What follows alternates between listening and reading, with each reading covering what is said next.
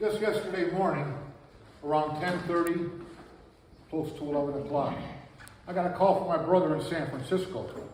So I'm wondering, what's he doing up so early? He asked me, he says, Dan, you been watching the news? I said, yeah. He says, is this it? I mean, what do you mean by it? Armageddon, is this the end? I says, I don't know, Matt. Christ teaches us to be always ready for it, no matter what. We have the war in Ukraine.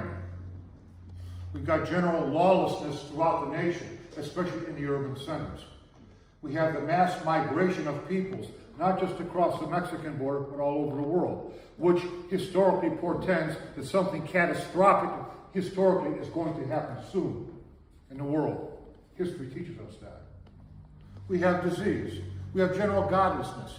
Things look very, very bleak right now. Is this the time? I don't know. We just got over COVID. And between what science was telling us, trust the science, and the media was trying to stir us up into hysterics, it's very unnerving, very unrestful. But you know what the most repeated command from God to us as people found in the Bible? 2 words. And it's most repeated. Fear not. You know how many times you find the message from God to us, fear not, in the Bible? 365. That's one fear not for every day of the year. As a matter of fact, if you go to the Deuterocanonical books that the Orthodox and Roman Catholic uses, there's an extra one. 366 fear not in those books, in case you have a leap year. Fear not. Don't be afraid. You're in God's hands. The world around seems to be falling apart and going crazy. There's corruption in our government. There's corruption everywhere. There's sin and evil everywhere. Dishonesty seems to be the norm. Fear not, dear brothers and sisters. God is still in charge. God is still in charge. Continue to walk your lives as Christians. Continue on your path.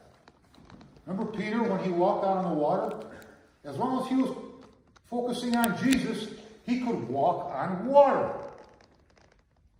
What happened? Peter got distracted. He looked down this way, that way. He took his eyes off of Christ. What happened? Right into the drink. Down he went. He had to cry out, Lord, help me. And Christ brought him up. What a profound lesson. What a profound, profound lesson that teaches us.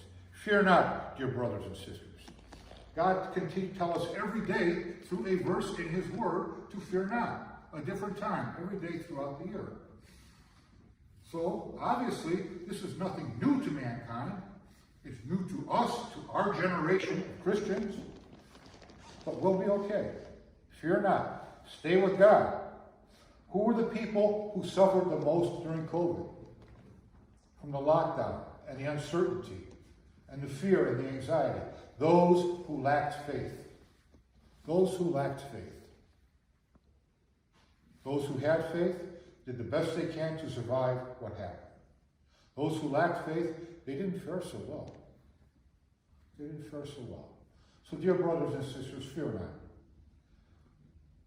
Maybe you know what's going on in the world. There's a war in Israel now. There's a war in Israel. So, anybody plan to go to Holy Land, better cancel that trip for a while. Everything going on in this world. Everything going on. Fear not, dear brothers and sisters.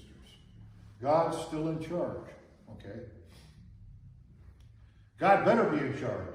Because if we leave all this up to mankind, the end of the world is coming. Believe me, we'll destroy ourselves.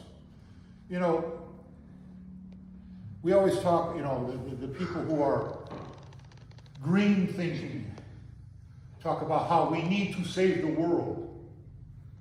You ever notice human existence and development compared to nature? Mankind, humans, try to tame nature to what they want, to make their lives easier. But you know what? When mankind pulls away, nature takes it back again.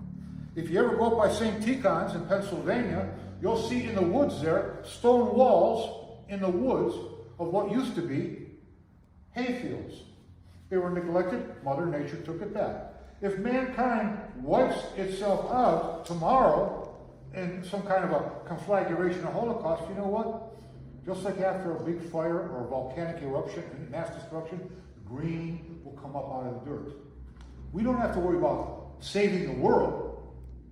We got to worry about saving ourselves, because the biggest victims of our own carelessness and our own sinfulness are ourselves, not the world around us.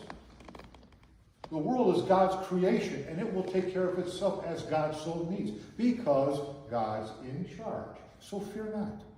Fear not. Your brother says, go out there. I'm not saying be reckless or careless, but fear not. Be brave in the Lord. With God on our side, how can we go wrong? How can we go wrong? Things do appear terrible out there. And people ask people will ask you at the office, are these the end times? Well, it sure looks like it sometimes, doesn't it? And if they are the end times, what can you and I do about it to stop it from happening? All we can do is to prepare ourselves spiritually to meet God. That's all. That's the only thing we can do about it. So the church teaches us. Conduct yourselves every day as if this may be the last day of your life, because the world's gone tomorrow.